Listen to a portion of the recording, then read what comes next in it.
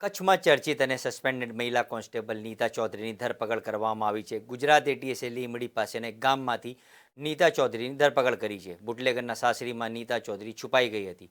જોકે ગુજરાત એટીએસે નીતા ચૌધરીને ઝડપી લઈ કચ્છ પોલીસને સોંપવાની કામગીરી હાથ ધરી છે. થોડા દિવસ પહેલા કચ્છના ભચાઉ નજીક બુટલેગર યુવરાજસિંહ જાડેજા તથા મહિલા કર્મચારી નીતા ચૌધરી દારૂ સાથે પકડાયા હતા. પોલીસને જોઈ બુટલેગર જવાનો પર કાર ચલાવવાનો પ્રયાસ કર્યો હતો. આ કેસમાં ક્રાઇમ બ્રાન્ચની મહિલા કોન્સ્ટેબલ નીતા ચૌધરીની ધરપકડ કરી ફરજ મોકૂફ કરવામાં આવી હતી. જોકે કેસ ચાલી જતા અગાઉ સેશન્સ કોર્ટે નીતા ચૌધરીના જામીન મંજૂર કરવામાં આવ્યા, પરંતુ પોલીસે સેશન્સ કોર્ટમાં અરજી કરતા બંને પક્ષોની દલીલો સાંભળ્યા બાદ કોર્ટે નીતા ચૌધરીના જામીન રદ કર્યા હતા. કોર્ટમાં પોતાના જામીન રદ થશે તેવું સાંભળી આદિપુર પોલીસ લાઇનમાં રહેનાર નીતા ચૌધરી ફરાર થઈ ગઈ હતી.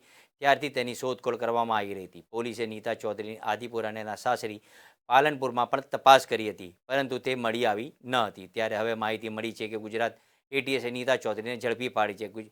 ગુજરાત એટીએસને બાતમી મળી હતી કે નીતા ચૌધરી બુટલેગરની સાસરીમાં છુપાઈ છે.